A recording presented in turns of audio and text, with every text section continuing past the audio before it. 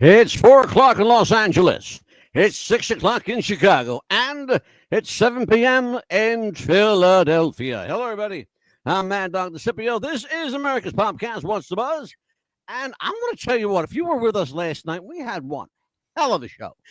Hell of a show. We had one of the country's foremost Frank Sinatra tribute artists and his Rat Pack show, Tony Sands. What a great guy. And I'll tell you what, if you get a chance to see Tony Sands and the Rat Pack together again, by all means, tell them the Mad Dog sent you. We got a very, very special show tonight.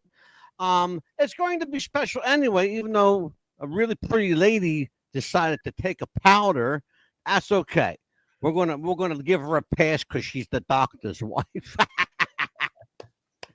Let me introduce everybody to a guy who I actually met, and you guys heard me talk about my ordeal in the hospital. I didn't want to be there, but I had to. And as it turns out, they were the best people, the nicest people.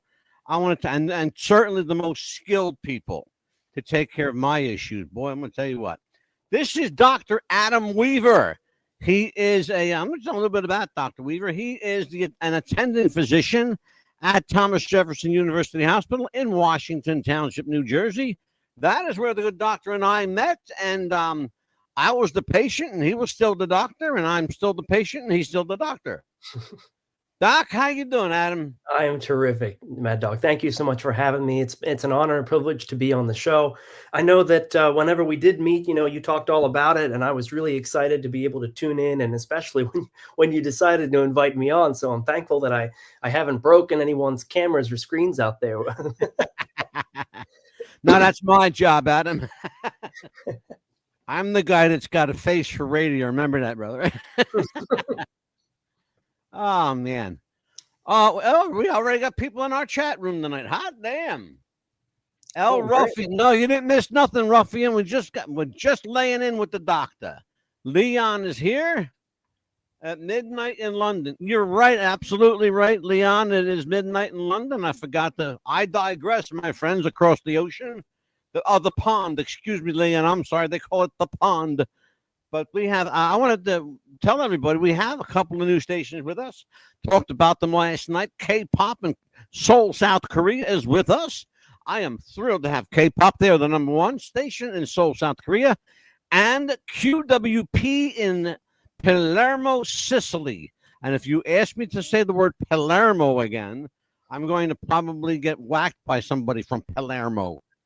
It's Palermo, they say. I called it Palermo, but it didn't. Don't ever say Palermo. It's Palermo. Okay, there you go. Anyway, doctor, you're a guy that I want to have on the show for a little bit, and one of the reasons is, and if you know anything about me, and you and I shared a bit of my history, and good Lord, the ups and downs I went through with the medical system. Why is it so difficult, Doc, to get a doctor these days? Just to be straight up and honest with you, it's a real. I want to just tell everybody, you are the exception to the rule. You might be your own rule at this point. Oh, well, I appreciate you saying that. So I guess first and foremost, I should at least say that, I myself am here just, as me, as Adam. So anything that I say is, I guess you could say, my opinion rather than not necessarily of the institution. But honestly, and that's a little more of a disclaimer I kind of have to say. But I think truly the thing that separates, you talked about me being an exception to the rule, so to speak. I grew up in medicine because my mom's a doctor. And we came from a small town. I came from a small town in the middle of Pennsylvania. Everybody there knows each other. My mom is a hometown celebrity. When you walk through the grocery store, people say hi to her, and she knows her patients by name. She says hi to them. She talks to them. You treat people like people. And I think that's really, I think that we get lost in the system now with technology and with, patient census being high. People are living longer, more numerous. You're asked to see, more and more patients every single day. And with the, as beneficial as things like technology is, the efficiency has made us focus on efficiency rather than really Mhm. caring for patients. So I think that what to answer your question, Mhm. I think it's hard because we get bogged down so much in trying to be efficient with the way that the system is designed and rewarded in some ways. Sometimes we lose the humanity of it all and we lose the care part of healthcare. So I try to be cognizant of that. Boy, is that a mouthful, brother. Oh my God. I am so glad we got that on video. Wow. Losing the care in healthcare. Let's talk about that. It was once upon a time, because I am of the once upon a time age. That's, that's where I live in my world. I'm 66. And everything was once upon a time. And there was a once upon a time that doctors actually came to your home and took care of you right where you were in your bed or on your couch or Mhm. in your easy chair. Doctors would come to the house, uh, and sadly, big medicine and big pharma put a kibosh to that back in the Mhm. 1970s and 80s. Mhm.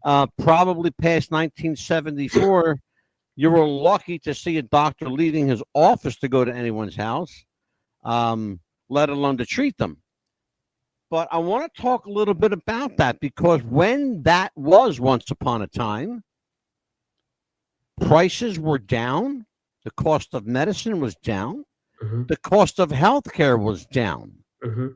You take that one element out of that equation and it upsets the entire apple cart. Talk about the proverbial monkey wrench in the wheel. Mhm. Big Pharma found a way to milk everybody, including hospitals, doctors, and patients. Big Pharma doesn't care who you are; they're Yeah. going to squeeze a nickel out of you. Yeah. I think to your point, I think what gets discouraging and frustrating about working, I work specifically in a hospital, but my mother is a primary care physician that works in an office or actually multiple offices.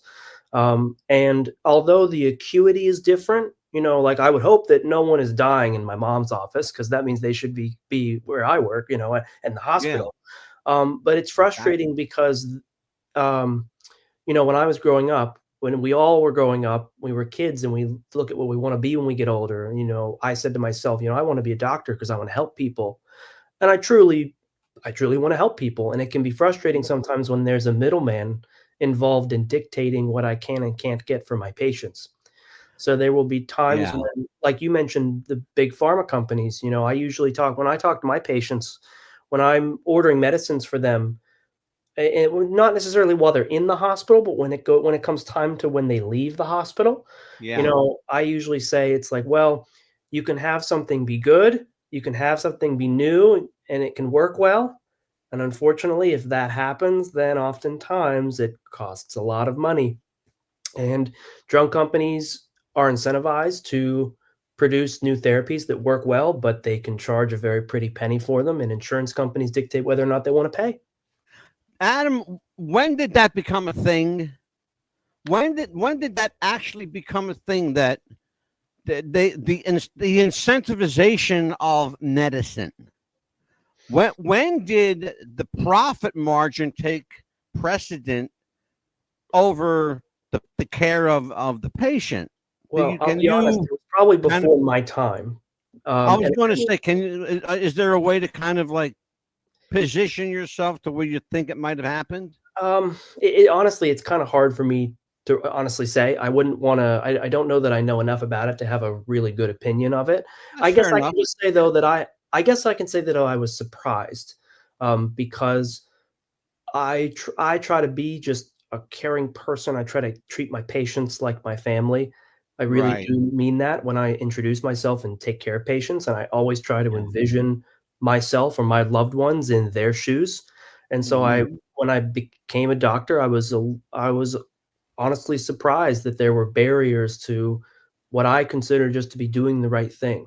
And so I try to be a good cog in an otherwise kind of interesting machine. And I don't mean the Yeah. institution like where I work. I'm very happy where I work with. I have great people that help me. Our administrators are very supportive. Our Sure. social workers and case managers always go the extra mile to help patients in any way they can. So I'm actually, I think, very blessed where I work. But I think Yeah. in the greater sense of like the entire machine Yeah. nation, arguably worldwide, I think there's like a Well, I'll tell you what, Adam, you are a not only lucky person, but a very blessed person because your situation is the anomaly in medicine. Mhm, That entire hospital system is a well-oiled machine, and it's not singular to your location. The entire Jefferson Health System mhm, is a well-oiled machine mhm. from their smallest urgent care facility to their mega hospitals in big cities. Yeah. They know what they're doing and they hire only the best, and I'm very fortunate that I was among those to get the services of Dr. Adam Weaver. And I could just leave it to Weaver, or in fact, ladies and gentlemen, he's the Dapper Do. So there you go. I love that. Where'd you come up with the Dapper Oh, Do? a couple of years ago, I always like to dress up for work in some suits and ties. Oh, my cat decided to join me. Oh, Um, hello, Cat. and so I usually am one of the better dressed doctors. Someone coined the phrase, "Oh, you're so dapper. You're the Dapper Do." And I was like, "Oh, that really stuck." So I really like that. Right? When I saw you, you were in scrubs. Yep, you were. That's Um, true. That's true. Though yep. whenever I was taking care of you, most days I was in scrubs, but I try to dress up a little more when I'm not on such long stretches. Yeah, yeah. You guys were. You told me, and in fact, you told me and my wife when we were leaving a couple of days before we left. You work a week on, a week off, and 12-hour days at a stretch. Generally, the Can way that you our tell me like how you're able to like function after Sure. that? Sure. Well, I started my medical training through COVID, believe it or not. So I believe it. when I was an intern, I had just graduated from medical school, started my internal medicine residency, and about 2, 3 months in, all of a sudden this mystery illness started to appear that, wasn't that bad at first, and then all of a Yeah, sudden people got really sick really fast. And yeah, then for the remaining couple of years, I mean, sadly, I saw probably more death and yeah. dying in the hospital than in 3 years than a lot of doctors have maybe seen in their entire careers. Oh, sure. But it taught me, you had to work.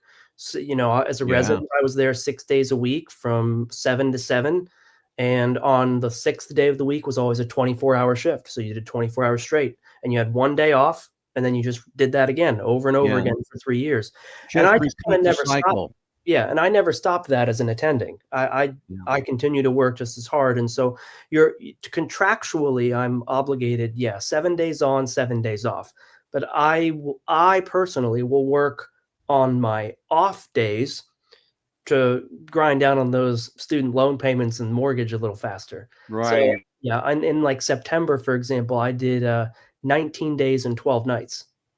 I had Wow. Holy 2 crap. yeah, 2 days off in September, and, yesterday was my first day off in 23 days. Wow. Doc Leon, our friend in Leon, he's one of our regulars, comes in here and bugs us every now and then. I love you, Leon.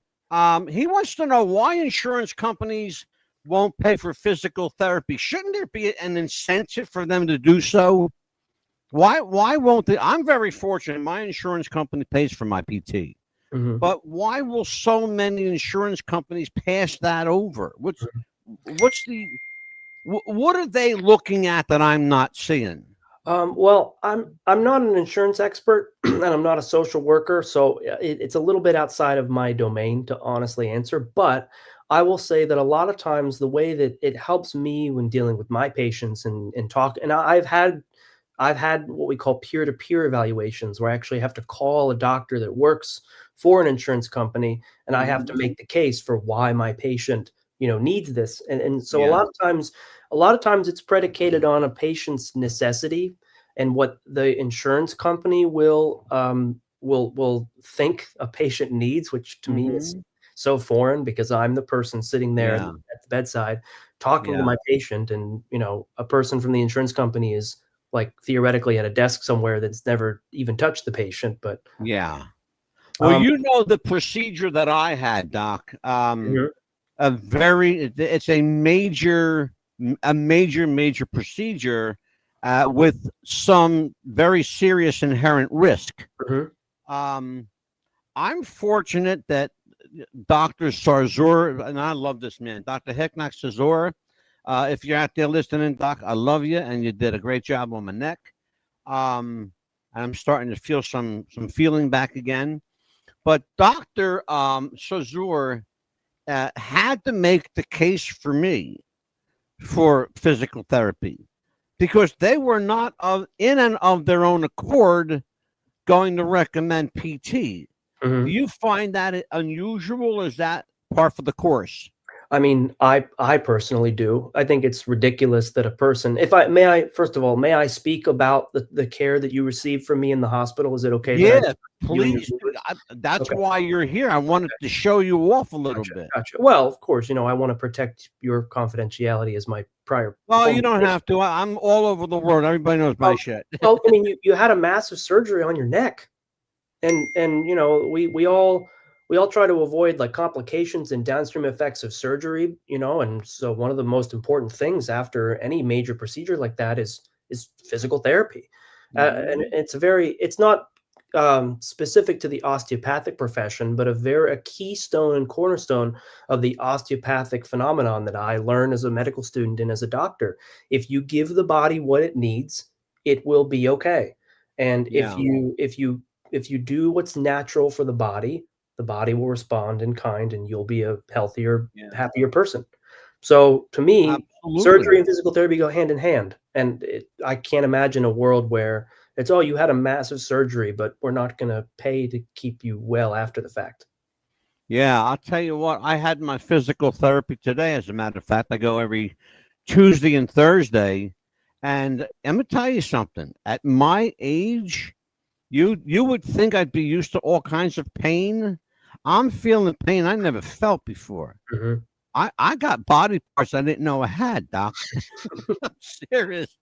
It hurts when they start, twisting you and moving and stuff Mhm. around it Mhm. that you don't think's supposed to move. Yeah, But it's lo and counterintuitive. behold, Yeah, it's yeah, counterintuitive because your body says, "Ouch, don't do that," but you have to do it. yeah. Well, they did. Trust me, Adam. They did. They moved this old man around pretty good. Um, One of the things that we talk a lot about on this show, and I got a lot of disgruntled people who come on and gripe and complain about big pharma, big insurance, doctors that are in it for the profit margin. It used to, first of all, I never, and I mean this with my hand to the heavens, I've never met a poor doctor. Never. It's Mhm, it, you. It's if you're a doctor and you don't have at least 500K stashed somewhere, mhm, you're doing something wrong, or you're maybe doing something very, very right. mhm. So let's talk about why, what propagates doctors to pull this kind of cash. Mm. I think well, I'm not sure how other people view it, but for me, I think it's a sense of perhaps delayed gratification. Okay. You do 13 years worth of like postgraduate schooling. You go through Right. college, you go through, well, from high school to college, college to medical school to residency, theoretically residency to fellowship, and then you're finally attending physician. So for And me, that's all part of schooling. mhm, And and you people get, don't realize that. They yeah, think that if you're a resident or an intern in the hospital, that you've already graduated. mhm. There's a very good chance you could do your residency and still, get pulled out or yanked out of med school. Well, It's medical school, happened. you finish after 4 years of medical school, and then depending upon the residency you choose, I mean, mine in internal medicine was 3 years. Yeah. You're now, when you graduate from medical school, you're a doctor. You are considered a doctor, but your residency is when you're still doing additional training. And then once you're finished with your residency, there are still choices to make. I myself debated on whether or not I wanted to go further in my training to be a cardiologist, for example. I had wanted Hmm. to do that at one point in my life, but I enjoy hospital medicine. I'd like to think I'm pretty good at it, You're very good at it. and You while I have a like way the with lifestyle. patience, and that's why, and I think that's why, and I'm very, very blessed that God put me in the place He did, because Dr. Adam Weaver has a way of kind of easing your anxiety. I was, you remember the first time you came in, Mhm, I was a little nervous. I was asking a thousand questions mhm. about this surgery. Is it safe? Am I going to be okay? And blah blah blah blah blah. And my wife and I were both concerned. And he says, and I quote, "Leave it to Weaver." And that's what you said. Leave it to Weaver. So talk to me about the gift, your gift, your it's a spiritual gift you have to be Mhm, able to take care of people. mhm. When did you know that you had that, like, that intangible quality to be able to settle people's anxiety and to explain to them? And this is the hardest thing to do, to explain to a lay person when you're used to talking in medicalese all day. Mhm. So walk me through that, Sure. Adam. And you and I have never had that Yeah. conversation. Yeah, And we've well, had some deep conversations in the hospital, mhm. but we never talked about this. Yeah. So I'm going to shut up for a while, and I'm going to let you Sure. kind of tell the audience. Yeah, Um, it's yeah. hard to teach empathy, but empathy is a quality that every good doctor should possess. And we as physicians, we all want what's best for our patients, but I truly think that it's about meeting patients where they are and coming down to their level or moving up to their level of understanding and really trying to, again, visualize yourself in your patient's shoes, or or to think about, if that really was your loved one lying there in that bed, Mhm. what would you want them to think, or how would you want them to feel? And it's not really a skill that you can teach or fine tune from a book. Mhm. You can't really teach how to be a kind person. um, I'm a spiritual person. I happen to be a Christian. I don't push my Mhm. faith on my patients per se, but I I'm a believer that if you show your patients love and care and compassion, that no matter how sick people are, you still have some level of like you said, putting the care in Yeah. healthcare, really holding your patient's hand, saying a prayer for them if they want to, talking to their loved ones, calling their families, Yeah. doing things that make your patients aware that you really do give a crap about them. Yeah. Today it's so funny, and I don't mean funny, haha. I mean it's funny, strange that a lot of times going to offer to say a prayer with somebody will get you punched in the face in some places. It's a very strange thing. You've been very, very fortunate. Have you ever had somebody say, no, thank you, but no, thank you? I have, yeah, How do you respond to that? I just say, okay, and then, I hope I don't mean to offend anybody. Of course, we all have different beliefs and ideologies. Like I said, Sure. it's never my intention to push my faith upon a patient. But the overwhelming majority of patients, regardless of different faiths or backgrounds, the oh that's something that I don't think many doctors appeal to in their patients. When you talk about someone being, treated differently, you wouldn't believe the number of patients that have gone wide-eyed when I've said that and said, "Wait a minute, my doctor just offered to pray with me?" My wife said the same thing. She said, I've never seen a doctor offer to hold your hand and pray with you. I went, you know what? I was in that hospital, in that room, on your floor Hmm. for a reason. Hmm. For 9 long days, Adam. It was a long time, man. I was eating nothing but, God help me, bland food. I lost Oh, weight, no. though. I came out of that hospital Mhm. 165 pounds Mhm. in fighting shape. Yeah. Angie, I think it's important for us to remember that when you're the one in that bed, you are really scared. That, to me, like today's just another Tuesday for me in the hospital. Hmm. I trained through, like I said, I trained through COVID. I'm not sure how much time we'll have this evening, but I can definitely tell you some stories where I really felt that I walked with God in those hallways in some of the darkest times of my life that I hope to never have to live through anything like that ever again. Um, Yeah. and it taught me a lot about humanity. And when my patients are in those beds, I mean, you're literally scared for your life. And until you're in that situation, you don't know how you're going to act or think or Yeah. feel. Um, you know, I knew with absolute confidence through your procedure and everything that you were going to be just fine. I had full faith and confidence, and never once for a minute did I think anything was ever going to not be okay. But you didn't know that Yeah. sitting in that No, bed. but it didn't hurt, though, to have Dr. Hekmat Sazur, who is like the number 2 guy in the country. If he's number 2, as good as he is, I want to know who the hell number 1 is. Where's that cat practicing? Damn, Yeah, the he's amazing. doctor. This is, and I want people to understand the surgery that I had is called a cervical laminectomy. It's literally where they go into the back of your neck, into your spinal column. Then basically, am I explaining this right, Doc? Mhm.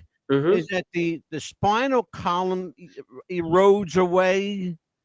So, Uh, well, you had, if I remember correctly, and I didn't dig up your record, but it's been a while. You had severe spinal stenosis, yes, there you and go. and, Yep, and that's narrowing of the spinal cord.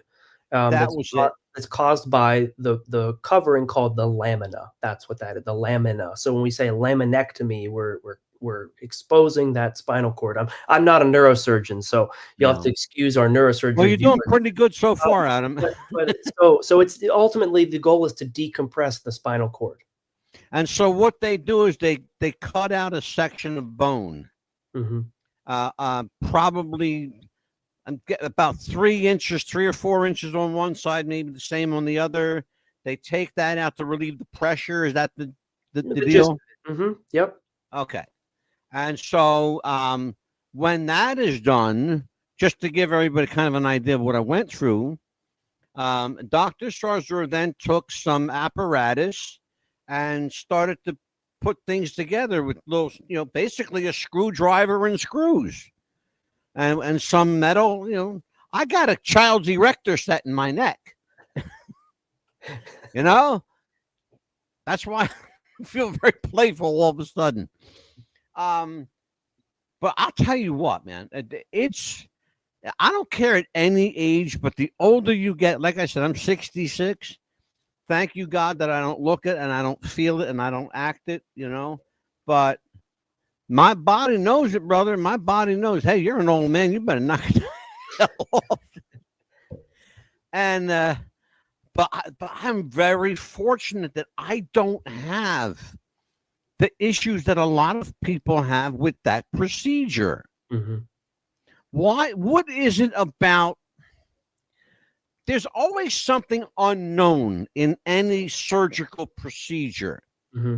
There's always that, it could go this way, could go that way. Hmm. Sometimes the odds are very much in your favor, and sometimes you're lucky to break even. Yeah. There are a Um, variety of things that we consider before we even offer procedures for well, patients. that therein lies the question, and you Mhm. segued perfectly into it. Here's the question.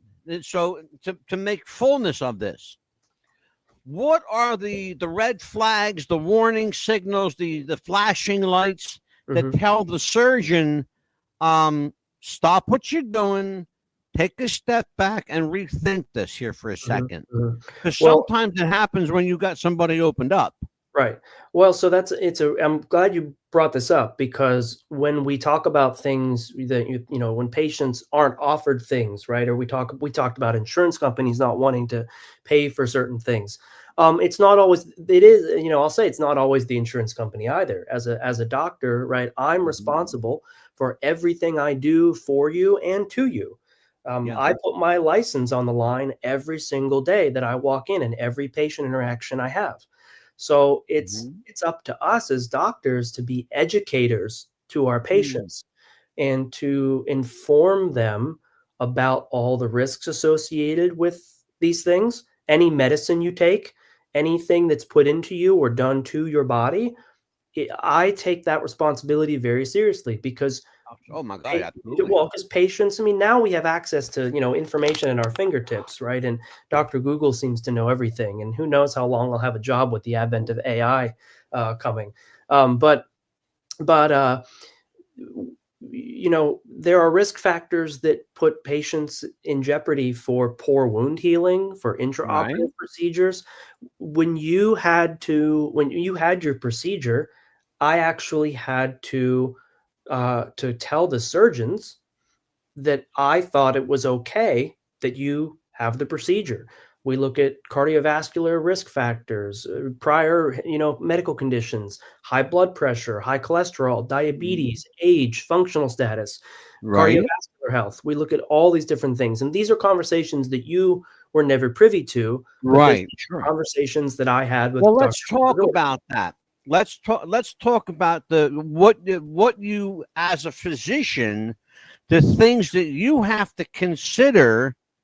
And of course, you're not going to tell me, because the last thing you want to do to a patient is make them worry even more Mhm, than they are already. mhm, So, in that regard, I'm glad that I wasn't privy to that conversation. mhm, So, as my attending, because you're seeing me every day mhm, for the week that you're there, mhm, and then when you're not there, there's somebody else that's going to see me for the other 4 days that you're not there. mhm.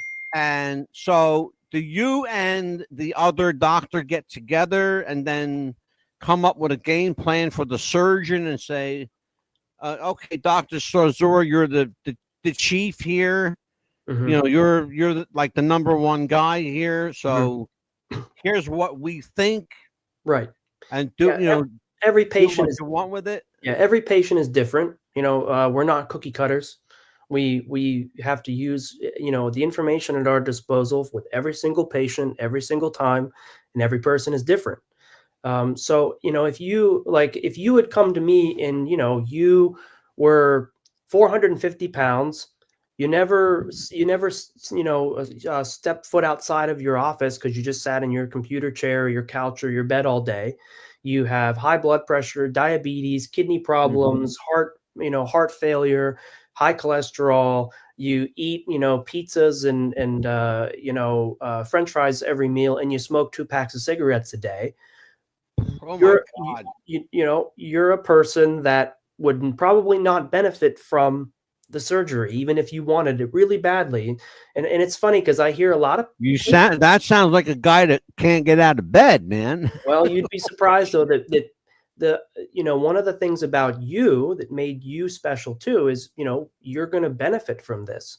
You have an active lifestyle. You want to get back to doing things that you enjoy doing, and Yeah, of that's course. enough motivation to say, I'm going to do what I have to do to get through this procedure and all the physical therapy and everything else Exactly. that, takes place. Well, during was there anything? I'll ask out because like I said, I share everything with my audience, and they Mhm, know me better than I do sometimes. mhm. Um, was there anything about my physiology or my history or my medical makeup that may have could have prevented that surgery from happening? In you specifically, no. You're actually you don't let this go to your head, but you're actually remarkably healthy for you said 66, Yeah, 67. Yeah, you're a remarkably yeah. healthy young 66, Doc. Don't push the 7 on me yet. gotcha, gotcha. Yeah, so but these are all things that we consider. I still love you, kid. Well, I say, well, it's easy for me to remember because don't fall out of your chair, but I'm going to be turning 33 in a couple weeks. 33. He's half my age, okay? He's half my age and twice as smart. I love that. I get Doogie Howser a lot at the hospital. Yeah, no, I thought you were Dr. McDreamy from Grey's Anatomy. I get that sometimes. Thank you for that. Yeah. There is another Weaver that we need to talk about. Rebecca Weaver, also known as Rebecca Raines. I want to talk about your wife, who was supposed to be here tonight. Sure. But she is actually filming and doing some modeling. And the doc, this is another reason that you should be jealous of this guy. He's married to a beautiful, very leggy, tall starlet, okay? So eat your heart out, you pricks out there. Eat your heart out. She's actually doing a movie tonight called Pony. They're still filming. Now, let me tell everybody about this film. It's supposed to be, and I've heard two stories about this. They say it's based on a true story, and then other people say it's completely fictitious. So I don't know what the story is. Do you know, Doc, whether this is a true to life story? I heard it was true, but I honestly don't know 100%. So I don't know. I want to believe it's true. So how did Rebecca get involved in the becoming a member of the cast? So it's a great question, and it's quite serendipitous. So my wife has always wanted to be on the big screen. Ever since she was a little girl, she said she always wanted to act in movies. She always wanted to be an actress. And as you have to tell our audience why. Yeah, who her mom is. Yeah, so her mom worked for TriStar Pictures. There you go. Back in the day, yeah. So she grew up in the movie business. Yes, she did. And so she had done a lot of great work with modeling, and she even played video games professionally and became one of the best in the world at the game that she played. And that was a way of her getting on people's computer screens. But she always wanted to act on the big screen. So one of the photographers that worked with her on one of the video game sets that she was working on, or one of the projects she was working on, happened to meet her the one day and said, my friend is directing a movie and he's looking for a character or an actress to play one of the characters for one of the main sisters in the movie. Yeah. And you look like the spitting image of the description that he wants.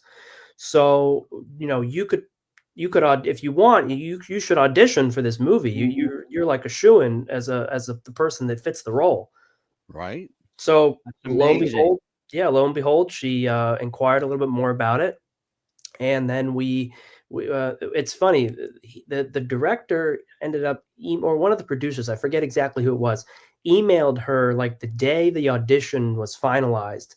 And they were like, hey, if you want to do this, like, you have to get this audition in. And I remember she was at some photo shoot, like she was shooting all day. She got home late at night. She had she had a million different irons in the fire. And she was just all over the place, but she was like, yeah, sure, I'll get it in.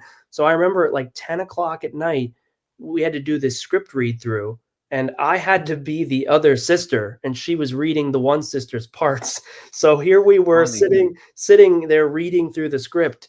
And she sent in her audition recording. And at like 1 o'clock in the morning, not even a couple hours after she had sent in her tape, the director emailed her and said, you got the part. That's remarkable. I love stories like that. It was awesome. Now, a little birdie whispered in my ear that I think there might be a part for you in this picture. How did you become part of this movie? Yeah, this is true too, technically. So it's funny you say like that I look like McDreamy. Once in a while ago, I had thought, maybe I'd try my hand at it too, but I never really envisioned myself. The actor's name is Patrick Dempsey, for you guys, the Grey's Anatomy people out there, and there's a lot of you. Oh boy. So you get that once in a while that you look like Patrick Dempsey from Grey's. I have heard that. I'm very flattered. So I had wanted to dabble in it, but it was never really something that I thought would ever really come to fruition because I was so Right. busy with medical school and becoming a doctor. Right. But it's kind of, also, I'm a little vertically challenged, so it's kind of hard, with that too. Yeah. But the director approached me and said, we have these scenes. I don't want to spoil too much of the movie, but we have some scenes in a hospital where one of the characters ends up getting into a coma, and I don't really love the way the scene is written. And so, my wife said to the director, she goes, well, my husband's actually a doctor in the hospital, and he could help you rewrite those scenes if you wanted Right. to. And I said, sure, I'd be happy to. So I rewrote the scenes, and he really liked it. He thought, I guess I did a good job. And he said, well, I don't have a doctor to play the doctor. Right. So I said, the other thing about this picture that's, again, serendipitous, absolutely. Timing is always of the essence in show business, or actually in most situations. Funny how things worked out, because I'm going to tell a story tomorrow night on the show. But tonight we're going to talk about the Pony movie and how basically, now this movie started 2 years ago and had some production problems. It had some ego problems from some cast members that are no longer with the film. They've been recast. Your wife is now in the movie. She now has a major role in this film that some other dumb actress was stupid enough to screw up. So enter Rebecca Raines into the picture. But Pony was basically, her name is Pony Marchetti. She's a female race car driver, and she has a sister who, lo and behold, is a race car driver. These two girls grew up kind of like playing race car with each other. And this clip you're going to see right now is in short form what the film is about. But then I'm going to let it roll because there's a beautiful music video that goes with it. I'm going to let everybody take a look at this. So let's sit back and watch this from Pony. This is the trailer, the official trailer of the Pony movie. Guess you could say my sister and I were race car drivers since the day we were born. If there was dirt and toy cars, we would be there for hours and hours. As the years went by, the cars got faster and bigger and more dangerous. My father launched Marchetti Racing. Amanda earned the name The Lioness from being such a focused and fierce competitor. As for me, well, they say I'm the queen of dirt, but I will always be remembered by my birth name, Pony. Gotta get up and go, no matter the road. Gotta keep your head held high. Gotta keep on praying, keep on slaying. Gotta keep that pretty smile. But she's ready to battle, gonna take that enemy down. She feels no evil and holding her ground. She is a warrior, ain't nothing gonna slow her down. She is a warrior, she's taking this battleground. She is a fighter, a crier, she ain't gonna lose this round. She is a warrior,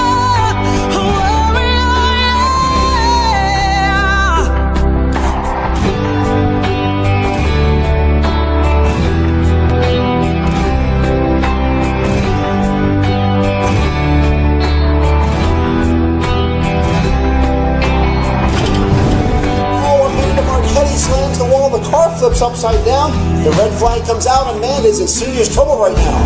She's gonna train her mind, gotta keep her in line, keep her eyes on the Lord. She's ready to battle, ready to battle. Gonna take that in a midtown. She feels the river and holds in her ground. She is a warrior,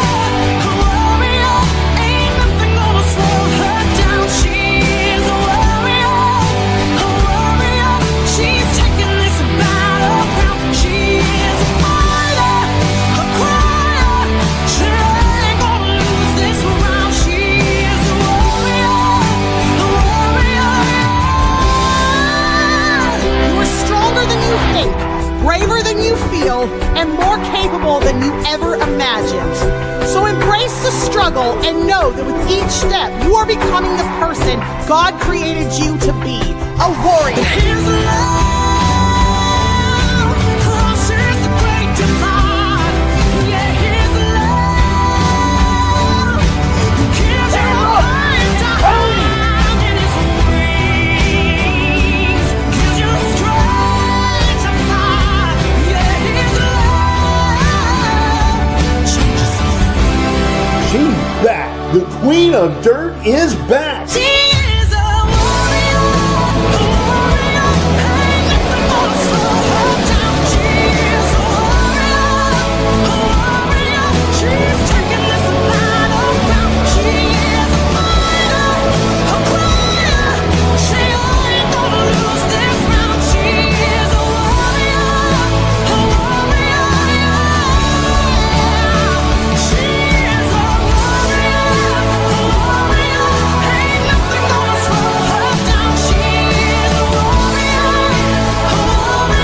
she's taking this battleground. She is a fighter, a crier, she ain't gonna lose this round. That was Pony, the official trailer of the Pony movie. Adam, have you ever seen that before? So I have seen that once or twice. Yes. Okay. We have a question from El Ruffian says, was this made with AI? I see some weird. No, it wasn't AI, Ruff. It was all shot direct on digital video. And I know these locations, this film wasn't shot entirely in location here in New Jersey at the Bridgeport Speedway was location number 1, and New Egypt Raceway location number 2. You'll notice various places shown in the film: Swedesboro, Bridgeport. Of course, they're within the doc, and I live within minutes of all of these places. Yeah, and MadDog, actually, I think there might be a slight correction. With the casting changes that had been made, some of those shots actually in the trailer, I think, were AI generated as they were changing cast members. Oh, were they? Okay, I'm sorry. I wasn't. Yeah, so there might be a couple, but there's another trailer that's going to be released now that the casting has finalized, and it's going to be, I guess you could say, like the new and improved, like trailer 2.0. So it's coming. I have that. Do you want to take a look at it? Oh, sure. Yeah, here you go.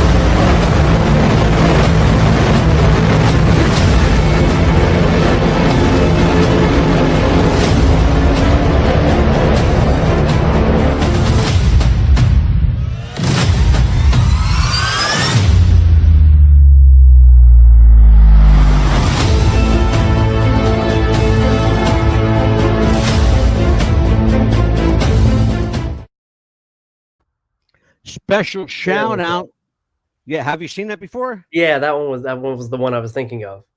Oh, okay, good. Well, I got them both. I'm glad. I'm glad we got them. Yeah, it's awesome. I want to, before I forget, and I have to do this. It's really, really important. A shout out to Bridgeport Raceway, to New Egypt Raceway for the use of their clips. Also, big, huge shout out to John A. Light for the use of his music in this film. And John, I will give you a holler if you're out there watching. If not, I'm going to make sure Doc to give you a link to the show. I'd like to have you back on, you stinker. I'll get a hold of you sometime soon, John. So let's talk about this. Do you have any idea when we, the viewer, might actually see the finished product here? That's a great question. Admittedly, I don't know, because outside of writing and kind of being a glorified chauffeur for the star, I don't have a whole lot of involvement with the process.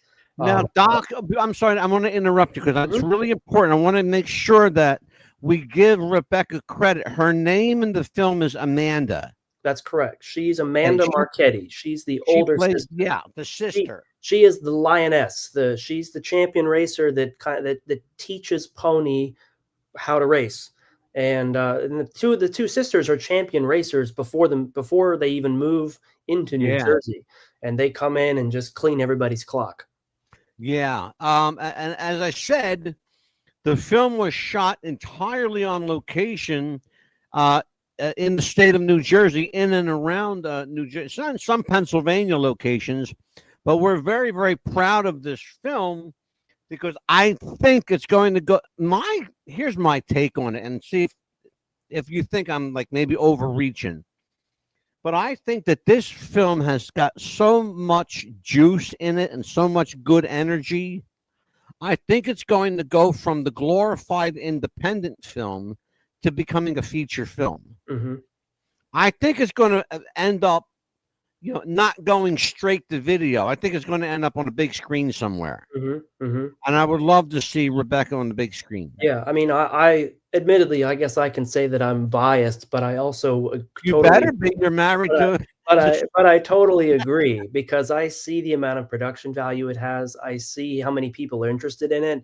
Oh God, yeah. It's funny you should mention like going around the country. If I can just take a quick aside, when Rebecca was studying for the role, she has never driven a race car before. And really wasn't supposed to drive the race car, but she went to a convention in Chicago and was for a racing simulator convention. And she started talking with one of the big foundations there named the 11010 Foundation or 11010 Project. They're a professional racing simulator company, and along with Simcraft is also who they're partnering with. But they said, "Oh my goodness, you're part of the Pony movie. Like we know that movie. Like we're really excited to see it. We can't wait until it comes out." Yeah, right. And so this is starting to spread all over the place. And I don't know that there are that many racing movies out there, with Formula One becoming, really popular and the Formula One movie. It's been a long time, Adam, since I've actually seen a racing movie of any substance. Mm-hmm. Other than, and I'm going to give my age away, some old Steve McQueen movies from back in the 1970s. But and you have to, if you're old enough to know who Steve McQueen is, then you know. If you know how, like they say on Facebook, if you know, you know. Mm-hmm. I got to do one thing. It's really important because my co-host Amelia Chapman is in the chat room tonight, and Amelia is going to be on the sideline for a little bit. She just became a grandmom. Oh, congratulations! And so, she's doing the grandmommy thing, and so she 11 pounds. Amelia, stop feeding. She's a big kid. 11 pounds. I got a doctor here. You need me? I could send you his number. Yeah, he'll go to Florida. Him and his wife like Florida. Sure. Anyway, listen, Amelia, take care of yourself. I'll see you when I see you.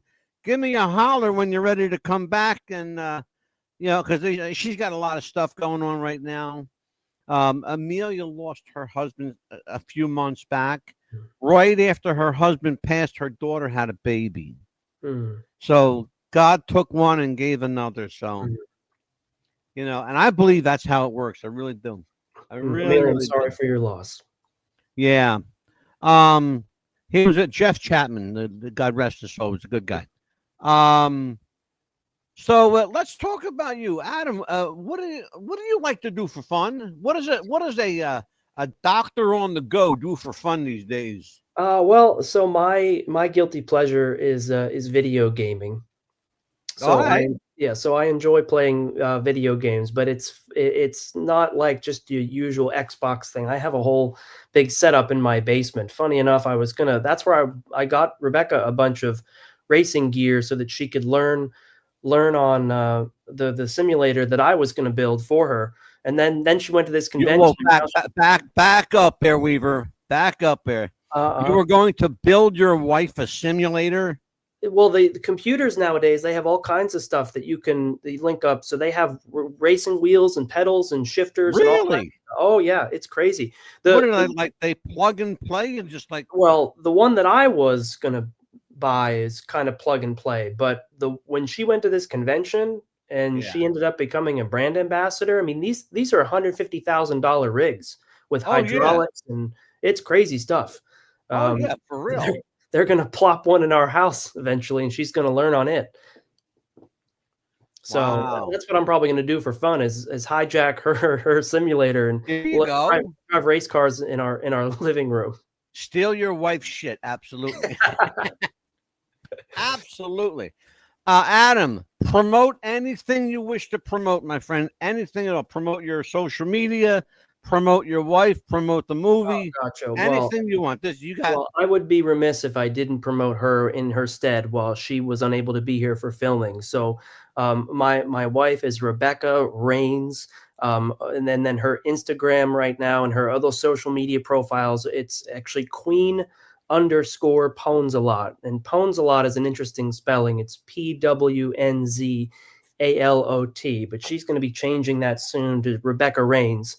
And I want everyone to buy a ticket or 10 tickets to go see Pony, and make sure that you catch that whenever it comes out and keep following the development. If you want to find it, easy enough. It's a very simple search. Just type in the Pony movie and it will all come up. That's how simple. But if My Little Pony comes up, disregard that because that's for kids. Yeah, it's not that. It's not that. Yeah, just disregard that. All right, folks. I have to go here. Oh my God. We go from the sublime to the crazy to the ridiculous on the show. We had an amazing tribute performer last night. Tony Sands doing his tribute to Frank Sinatra and the Rat Pack. Got a distinguished doctor on the show tonight. Tomorrow night, we'll go. I got to take my glasses off for this one. Oh God. We're going down the rabbit hole, folks. Yep, we're going down the Charlie Kirk rabbit hole. Did Charlie Kirk die? Is he alive? Was it a setup? Was it a hologram? Did his wife? What did his wife do? Did his wife set him up? Is it really his wife? Is she a lookalike? Oh my God! Shut up! You're making me crazy. This is what we're going to do tomorrow night, Amelia. Okay. You picked a real good time, Amelia. They take a powder on me, kid. So you better get your, by God, get your P's and Q's together soon because I need you back here. Because otherwise I got Angelo Capone on the show tomorrow night. I got, oh my God, who the hell else I got? I have Brandon Blinky on the show. That's his name if I'm not even making this up. Brandon Blinky on the show tomorrow night. I've got, oh God, who else I got? I might actually have Dr. Weaver come back if he's not busy. And if he is busy, he's missing out on all this shit. Anyway, I am happy to be back, folks. It's been way too long. We did our first show in 3 months yesterday. And I want to tell you what. I'm back with a vengeance, baby. Papa Bear is back. The Mad Dog is back in the saddle. Hot damn. Adam, you are a welcome guest on this show anytime, my friend. And I'm going to really open up your world of pop culture. I'm going to take you to a wrestling match sometime. That would be great. Show you my world. I would love it. I'm going to expose you to my world. You want to talk about some crazies that need to be in the hospital? Wrestling fans. Sure. On that note, folks, thanks for joining us. Be good to each other. Be kind. I have a doctor here who can validate these stats. It takes more muscles to frown than it does to smile. And that's true. It takes more facial muscles to frown than it does to smile. Did you know that? This is true. It's true. He's a doctor. He don't lie. Okay? I hang around smart people, folks. So you guys don't know that shit yet. Okay? Adam, leave it to Weaver, man. Yes, He's sir. the Dapper D.O. The Dapper D.O. 4. What's the buzz for Amelia, the Pitbull Chapman, even though she is with baby right now? Amelia, a shout out to you, kid. Take care of yourself. Be good. We'll see you tomorrow night, folks. God willing, and the creek don't rise. Take care, guys. Good night.